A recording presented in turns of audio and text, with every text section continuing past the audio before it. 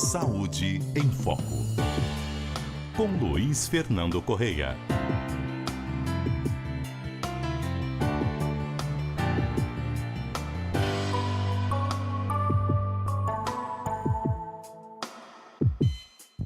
Oi, doutor, bem-vindo de volta das férias.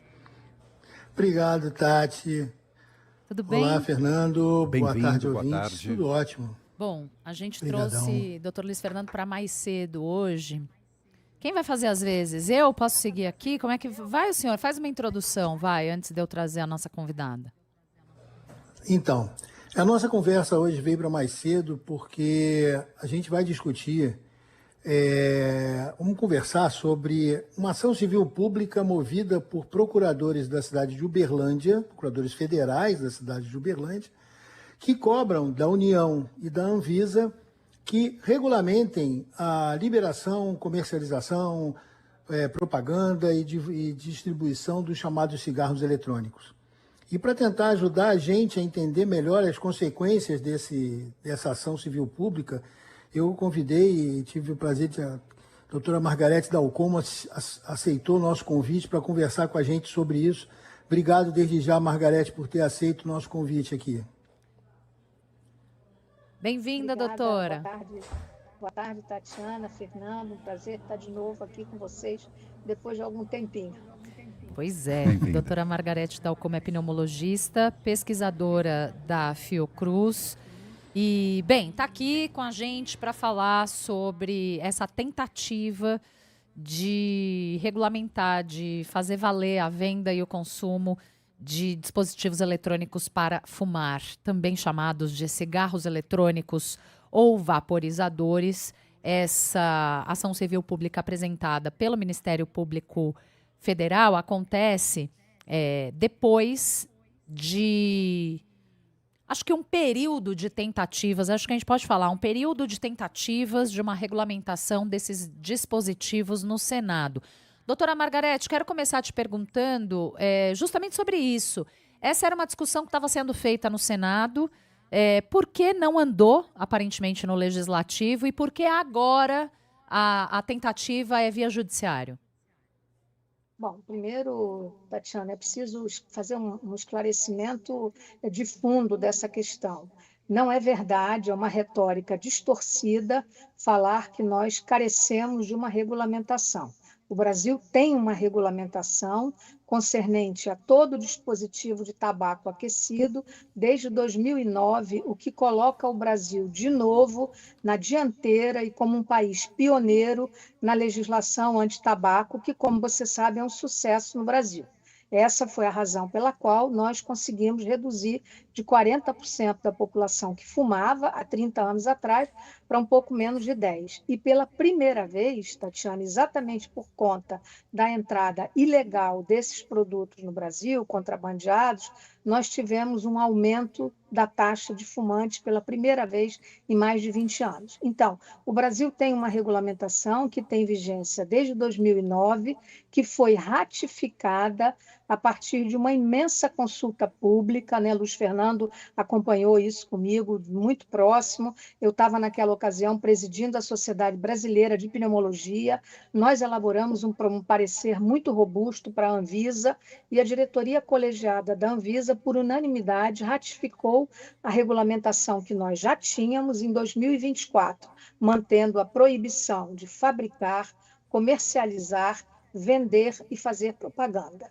Então, não é verdade, nós temos uma regulamentação muito bem feita, que inclusive, Tatiana e Fernando, é um exemplo. Recentemente eu fui chamada para falar em nome da Academia Nacional de Medicina do Brasil, na Academia Francesa de Medicina, porque os franceses estão querendo rever a liberalização que eles impuseram lá, e que é um erro, porque o número de crianças morrendo e adolescentes é enorme por conta desses dispositivos. Então, a nós, essa ação pública veio causar muita surpresa, e uma surpresa no pior sentido, porque o Ministério Público ele é supostamente um defensor dos interesses da população. Sim. Então, isso não faz o menor sentido, né? Isso vem contra, né, na verdade, uma política de proibição que que no caso brasileiro tem dado inclusive um trabalho enorme, Tatiana, nós podemos voltar a isso depois, nós estamos acompanhando de perto a quantidade recolhida, né, de distribuição, seja o número de sites que são derrubados diariamente pela internet de venda ilegal. Isso tudo é feito dirigido a uma população inocente, crianças e adolescentes. Essas são as pessoas que estão ficando doentes e nós, especialistas que estamos acompanhando, sabemos muito bem a gravidade e o drama que as famílias têm vivido com isso. Doutor, faz sentido o seguinte, os procuradores da República dizem que a política de proibição total dos cigarros eletrônicos empurra toda atividade para a ilegalidade, impede o controle sanitário e facilita o acesso de jovens a esses dispositivos. Faz sentido? Não, não faz o menor sentido, porque, na verdade, o que ocorre é uma briga, né, é uma queda de braço entre o que é a ilegalidade e o que é a legalidade, Fernando. O Brasil tem uma regulamentação. Essa regulamentação tem vigência. Nós temos acompanhado essa regulamentação no sentido de orientar as famílias e fazendo orientações para jovens, os jovens que ficam doentes, e são muitos já, nós conseguimos que eles fiquem um aliado nosso na luta de conscientização dessa mesma faixa etária. Nós já conseguimos, junto à Anvisa, que a doença causada por esses dispositivos, que tem um nome, ela se chama EVALI, seja incorporada e ela já possa ser colocada nos atestados de óbito, porque isso não tinha vigência no Brasil até muito recentemente. Então, hoje nós estamos evoluindo para um cadastro nacional. Nós vamos, dentro de muito pouco tempo, ter o número de pessoas hospitalizadas, doentes ou que morreram, ou que ficaram doentes e precisaram de assistência médica causado por esses dispositivos.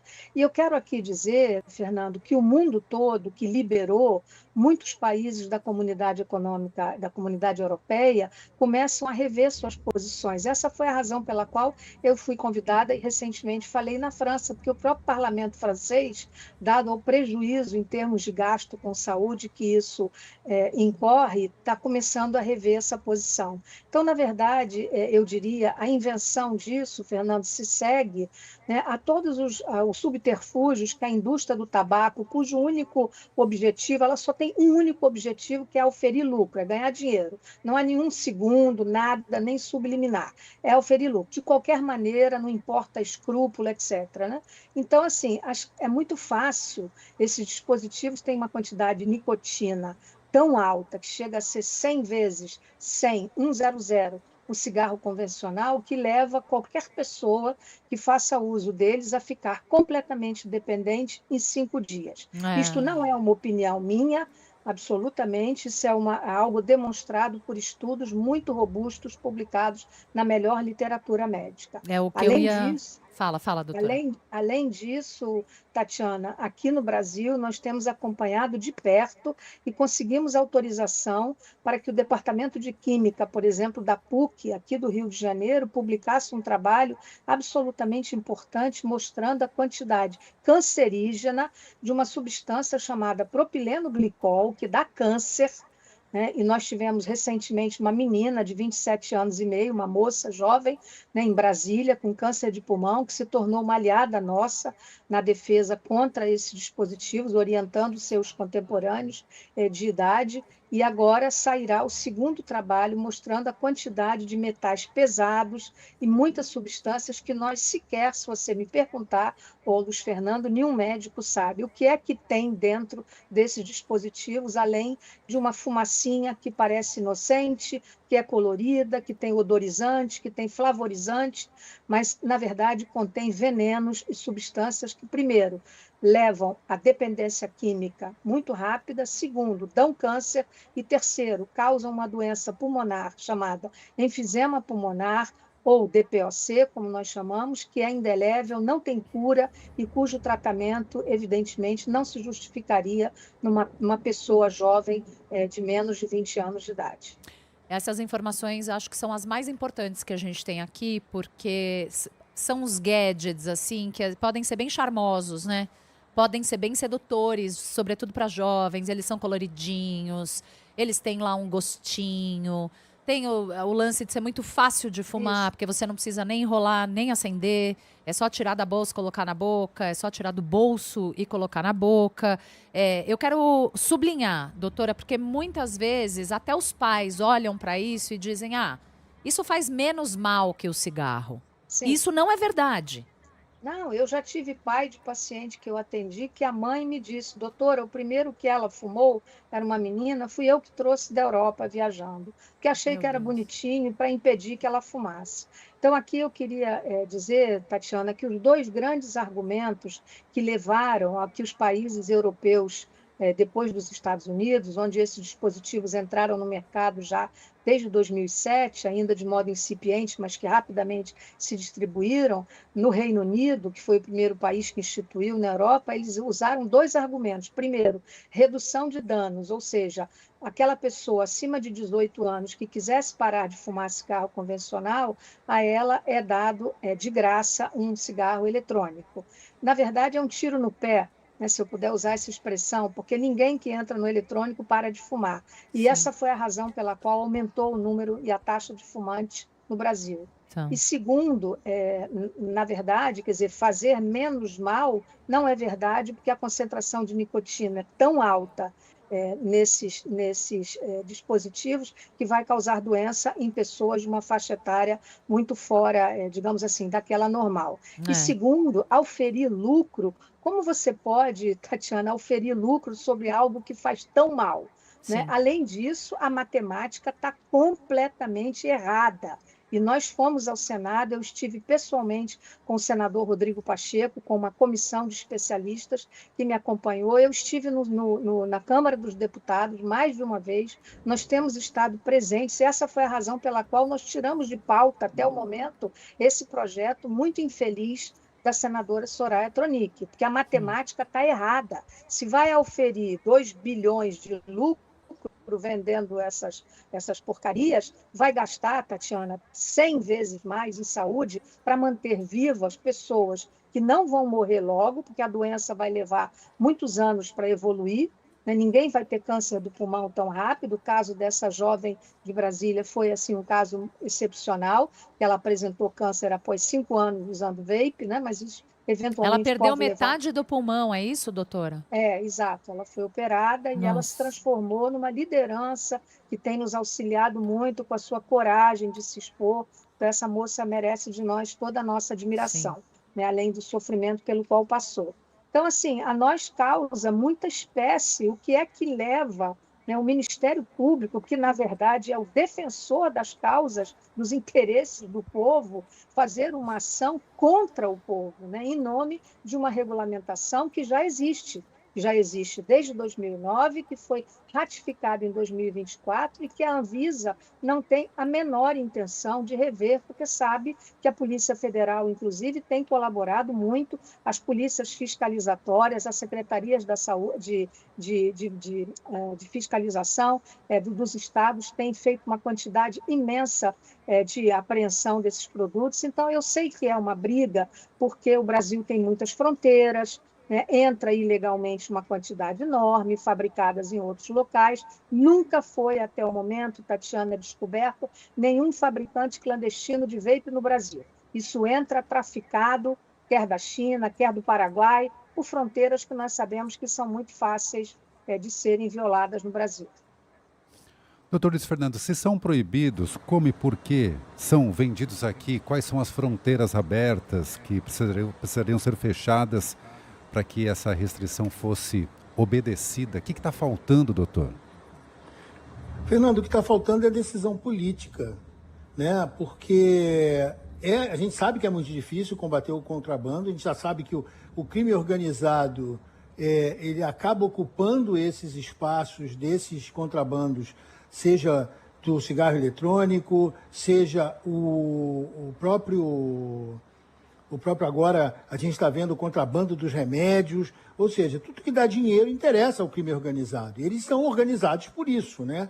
Agora, por outro lado, existe a venda num varejo muito espaçado pela internet, muito fragmentado, é verdade, mas existem locais aonde vendem fisicamente. Isso é uma briga que eu tenho há muito tempo com as vigilâncias sanitárias locais, porque isso aí passa a ser atribuição da vigilância sanitária municipal de cada cidade, não deixar ter um local aberto anunciando a venda do vape. Se alguém está vendendo isso na internet, isso é um problema cibernético, isso é contrabando, isso é problema de polícia. Agora, se alguém tem uma loja e consegue botar um anúncio na porta dizendo que está vendendo vape, isso é um problema da vigilância sanitária daquela cidade. Que não sei por que deixa isso acontecer.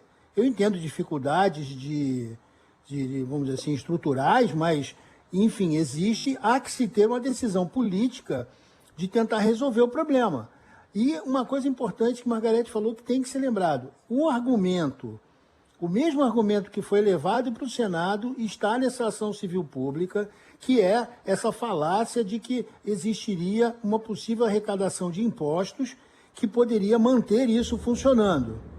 Então, isso é muito pouco provável que isso aconteça. A gente não vai ter isso, com certeza. Não sei se a minha imagem estava no ar, mas eu estou aqui no Rio, acabou de faltar luz por causa da chuva. Não está, mas, enfim, mas vamos continuamos aqui pelo áudio.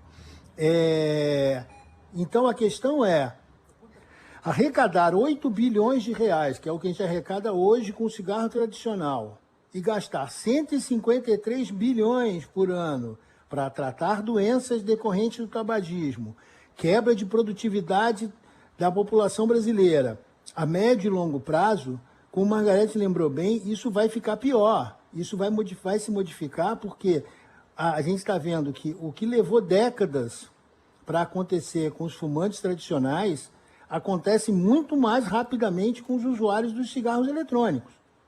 Então, possivelmente, isso aí vai ser um problema.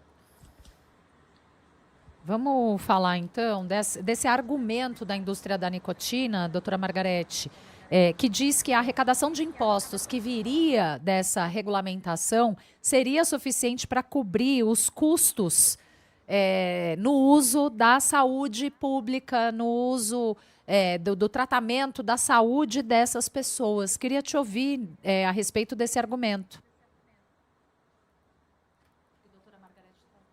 Ih, doutora Margarete deu uma travadinha ali, a gente vai retomar o contato com ela. Quer falar, doutor Luiz Fernando? Porque esse é o argumento da indústria da nicotina, que esse dinheiro arrecadado com impostos poderia ser investido no tratamento de pessoas doentes por fumar essa porcaria.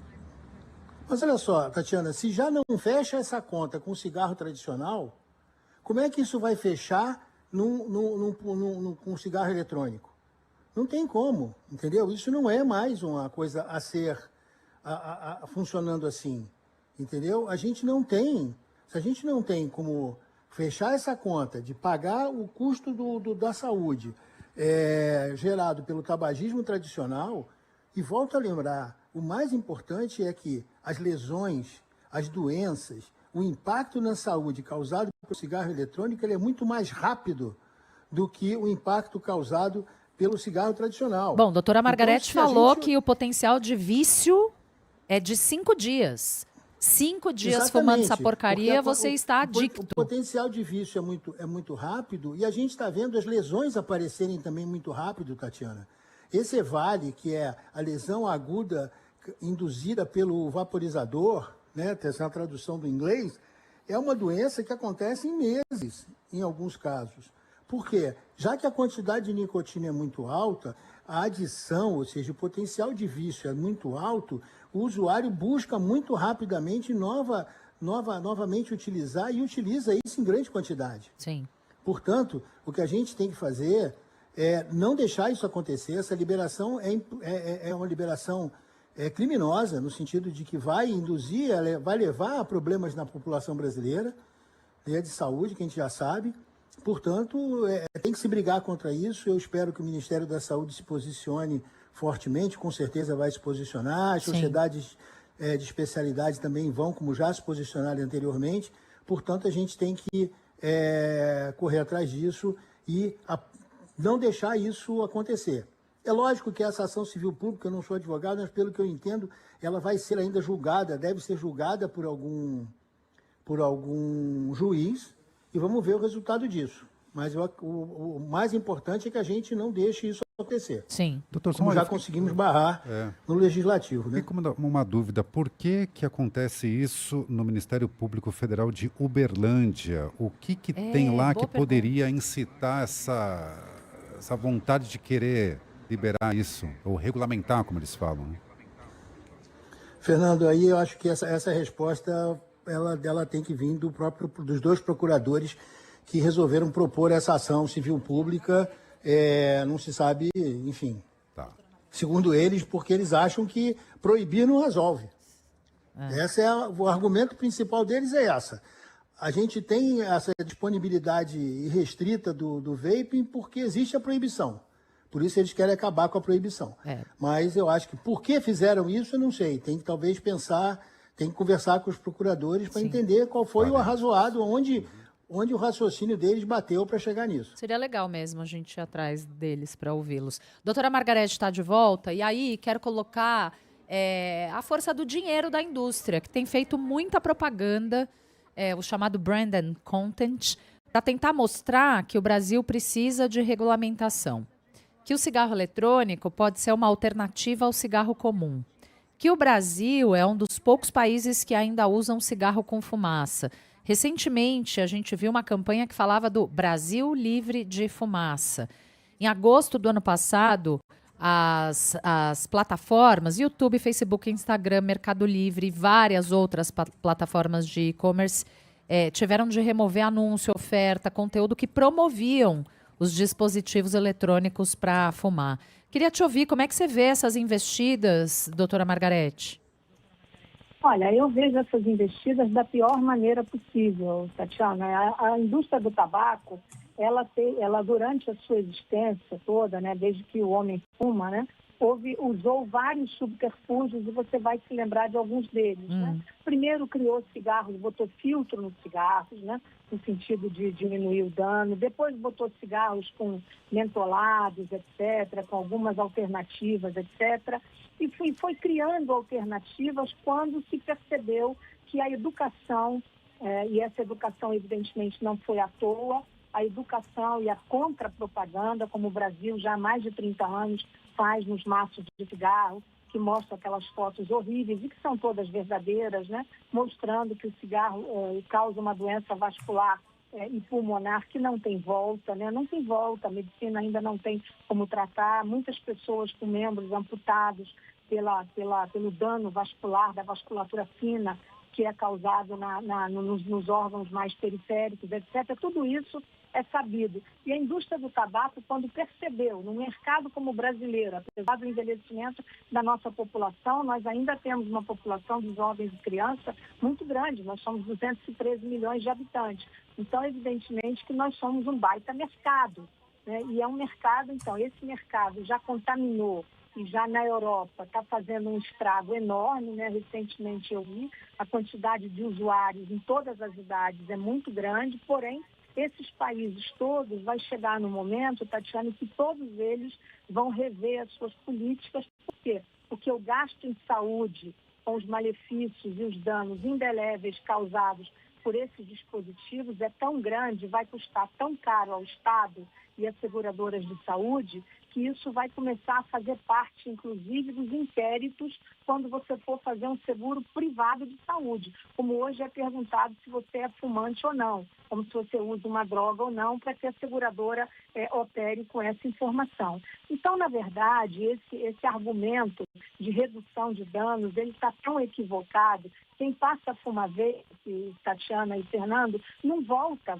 ele não para de fumar. Não é verdade, ele não é uma alternativa. Porque os danos não são reduzidos, eles são aumentados, pelo que eu estou entendendo, certo? São aumentados porque a concentração de nicotina, né, se você tem 1 miligrama num cigarro, você pode ter 90, 100 vezes mais num dispositivo eletrônico de fumar. E é isso que leva a essa dependência química tão rápida quanto eu expliquei anteriormente. Sim. Em 5 dias, isso está demonstrado. Um adolescente que fuma vape, Tatiana, se ele começa a fumar de manhã, quando ele acorda, né, você sabe que os jovens ficam muito nos seus quartos, nas suas máquinas, nos seus equipamentos, etc. Ele passa muitas horas, né, sozinho, etc. Se ele fuma de manhã até de noite, ele é capaz de fumar, isso não sou eu que estou dizendo, está visto, calculado por estudos publicados, ele fuma o equivalente a 400 cigarros convencionais em uma semana. Isso é uma loucura. Então, você imagina o dano que isso faz no pulmão, muitas vezes, de uma criança, Sim. um pré-adolescente de 12 anos de idade, Sim. onde esse órgão ainda está num processo de maturação. Doutora, para a gente se despedir, eu quero retomar aqui algumas coisas que a senhora disse. O Brasil, ele já foi considerado um exemplo mundial em políticas antitabagistas, né? Uma série de leis, uma Nós série queremos de... que seja de novo agora. Pois é. Eu vou aqui só citar algumas coisas, porque não é assim, alguém dá uma canetada e todo mundo para de fumar, né? E o Brasil vira um grande exemplo de país livre do cigarro, sei lá. Não é isso. Uma série de leis, muitas políticas públicas desenvolvidas para que juntas desestimulassem as pessoas a fumar. Então, conscientização sobre os malefícios do cigarro, as propagandas dos danos para a saúde nos maços, o preço do maço de cigarro, que foi muito aumentado, a lei antifumo, que proíbe cigarro em locais públicos, um protocolo de tratamento de saúde gratuito para quem quer parar de fumar. Então, aqui estou citando só algumas coisas. Tive alguns dados aqui, doutora, a senhora me corrija se eu estiver equivocada. Entre 2005 e 2014, mais de 800 mil fumantes tiveram acesso ao tratamento antitabagismo pelo SUS. Entre 89 e 2019, como a doutora Margarete já disse, a prevalência de tabagistas caiu de quase 40% para menos de 10%. E essa redução é atribuída à implementação de programas mais robustos, sobretudo a partir dos anos 2000. A gente corre o risco de retroceder nesses avanços e qual é o problema em retroceder? Bom, primeiro, nós já, de certa maneira, tivemos um baque que não podemos negar, Tatiana. Nós já tivemos, pelos estudos do Vigitel, que foram publicados agora na virada do ano, ele demonstra para nós que nós tivemos pela primeira vez, nós tínhamos uma queda consistente nos últimos 30 anos. Pela primeira vez em mais de 20 anos, nós tivemos um pequeno aumento da taxa de fumantes no Brasil. E aqui nós podemos atribuir isso. Então, passou de 10%, está 11,2% mais ou menos por cento. É a taxa atual medida pelo Vigitel, que é o sistema de vigilância sanitária que monitora essas informações, e isso é a primeira vez que ocorre em mais de 20 anos de existência dessa normativa antitabágica, que é um exemplo para o mundo todo, como nós sabemos que o Brasil é. Então, assim, nós não podemos deixar que esse pequeno retrocesso havido agora, que vai custar a vida, né, e a saúde de muitos jovens e adolescentes, basicamente, de crianças, eu estou falando de gente abaixo de 20 anos de idade, Tatiana, que fuma, né? Lembrando, mais uma vez, essa jovem que ficou doente recentemente tem 27 anos de idade. Sim. São pessoas muito jovens, né? E a Seguridade Social vai ter que dar conta de tratar pessoas que ficarão inválidas respiratórias, dependentes de oxigênio, aquelas que não vão ter câncer vão ter enfisema pulmonar grave, severo, e não tem volta. Infelizmente, nós evoluímos muito na medicina, inclusive na medicina respiratória, mas não conseguimos ainda curar essas doenças. Perfeito. O pulmão não é um órgão que se regenere com facilidade, Tatiana. Uma vez lesado, está lesado. E isso vai evoluindo para uma incapacidade, perda de autonomia, né? Os pacientes que têm nos procurado, eu queria concluir dizendo isso, qual é a razão pela qual eles nos procuram espontaneamente? Por duas razões. Primeiro, porque eles têm muita tosse, e a tosse é algo que é socialmente muito incômoda. Sim. E segundo, eles perdem a sua autonomia. Você sabe que essa é uma geração que gosta de fazer esporte, etc. E eles dizem para nós, doutora, está difícil até para namorar. Isso é uma frase que eu já ouvi, né? Mais de uma vez até, porque eles perdem o drive, né? A capacidade aeróbica, digamos assim, por uma adição que é tão rapidamente tão grave. Perfeito. Margarete Dalcomo é pneumologista, pesquisadora da Fiocruz. Muito bom recebê-la aqui novamente, doutora, com um assunto tão grave, te ouvindo nos esclarecer aqui a vida a respeito de cigarros eletrônicos. Muito obrigada, a gente deve voltar ao assunto. Venha sempre ao Estúdio CBN. Muito obrigada, Tati, Fernando, e obrigada, Luiz Fernando, pelo convite. Obrigado. Doutor Luiz Fernando, muito obrigada pela nossa convidada hoje. Bem-vindo de volta das férias. A gente se fala na quinta. Até lá. Até quinta, gente. Até lá.